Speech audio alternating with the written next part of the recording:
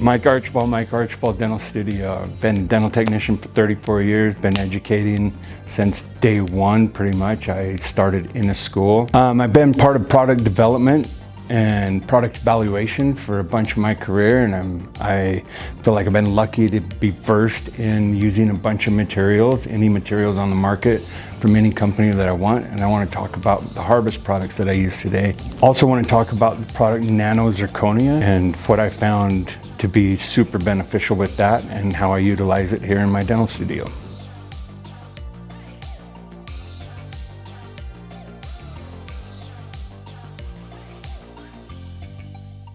So we've got our nubs finished off the Zirconia. First thing I need to do is just go around and even up and fine tune any little contours with any type of polishing instrument, like a rubber instrument or any type of pre-polishing instrument to smooth the surface. We're just trying to smooth the surface a little bit. And this is kind of like what everybody was doing previous to Nano, as far as like green state finishing, just without a dye. But with the dye and with the fine particle size of the Nano, we can go from this to actual completion with our polish. So that's what we're going to do in just a couple steps. I'm just going to go around and just lightly hit any of my mill marks or burr marks. I don't need to go over the occlusion.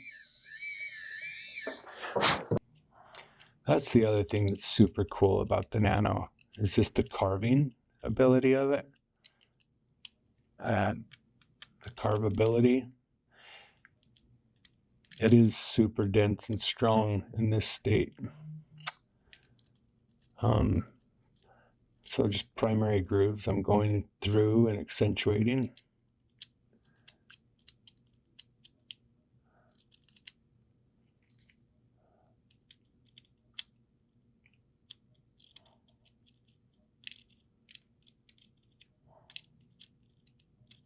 That's it. As far as our green state polishing instruments, we have a 3-stage process where we go from a red polishing wheel to a gray, and then if you want to go to a super high shine, then we can go with like a cotton fluffy wheel just to buff it. But these are the only two that I really go to, and I'll show you why while I'm using them. But first, what I want to do, because if we look at them, they have a very square edge on them. Have a very square edge on them, and that square edge can possibly catch a margin or catch an anatomy, and if somebody's not really careful, I could see them actually like using the corner of this, which has a square edge on it, and creating a groove in their crown. So I like to take and just barely round my corner over like you see here on these two. And you can do that with any instrument. We can take any rubber wheel or polishing instrument and just lightly hit the corners of that in rotation, and it's going to round that over to where then we can do swirls just like we would when we're polishing the surface of a car or anything else. We don't go back and forth. We don't ever, if we're wanting to actually polish, just like a gold crown I talked about earlier, how the same way I treat this and think about handling this and polishing this is the same way as a gold crown. In a gold crown, we never are going like this.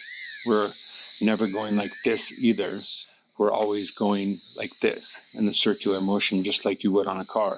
So that's where the rounding of the corner is actually best, because then we can just lightly hit it, and it's just catching the high spots, the high points where you want it to. It's not actually digging in or creating grooves at all, because we have that slightly rounded corner. So with this red polishing wheel, I can take my margins down to where they're super flushed. And the beauty of this wheel is it will polish, it will lightly remove just a slight amount of material. And if this is the stage that we complete and finish at, it's going to give us a polished satin finish on our zirconia, which in a lot of cases is the appropriate polish, the appropriate amount of shine and luster and polish to put on a restoration, and so that it mimics the tooth next to it. So if you have a photo and it shows something with a slightly more satin or matte finish, this is the wheel that you use, and we don't go any further than this red wheel. And after, when it comes out of post center, we can show a photo of that next of what that looks like. But I go over my whole surface in circular motions, small circular motions, and if I'm careful, it's not going to remove so much material that I blow anything away.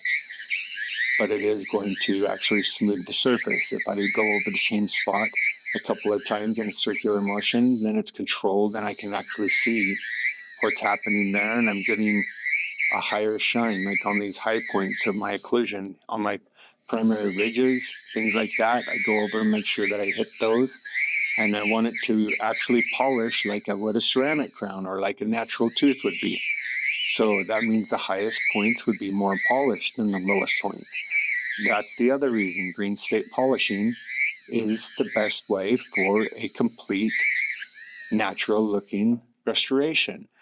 Green state polish it. There's no way post polish of zirconia to go back and do this and create different paracamata textures or lusters of our finish. It's impossible to go back and do that to post centered zirconia or to glaze. We're not going to do that. Over glaze is just going to put a candy coat on the crown, and that's going to wear off however it wears off, and then you don't have the representation that you actually delivered. So this is a finish that is going to come out complete and won't ever change. Like to date, we've seen many zirconia crowns like this that have been placed in the mouth and seen them years later, and they haven't changed at all. And there's no other glazed zirconia crown that we can say that about. So that's why we pre-polish. Now we're going to go from the red to the gray.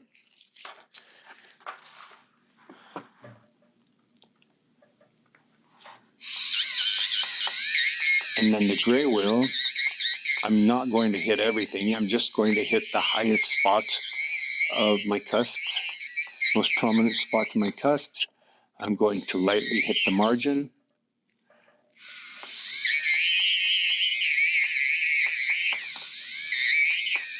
In any of just the highest points, that's going to make it reflect and have different lusters on each little lobe and cusp tip. So the highest lobes, the highest primary ridges, I'm going to go in and hit them with this gray wheel, but never like this. I'm never going like this. If the wheel's spinning like this and we go this direction with our grinding, we're going to end up with grooves. So that's a big thing to remember with actual instruments. As far as RPM, if I look, I'm probably between 8 and 10,000 RPMs. So that is the speed that I would go because it's controlled, and you're not going to burn up your wheel. You're not going to cause heat at all, but mostly because of the control.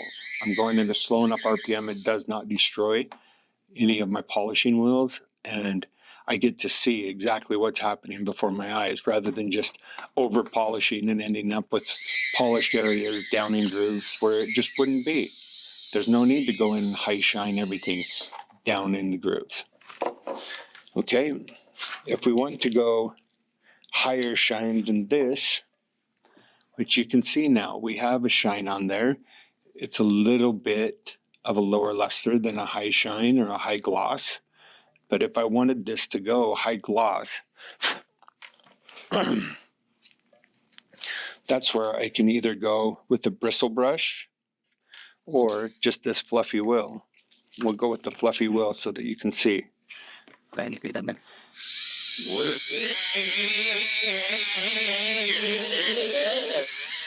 same thing, the circular motion is a good habit to get into. You're going to polish a surface much quicker.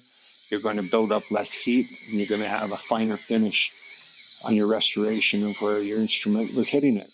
So always make sure you're making the circular motions.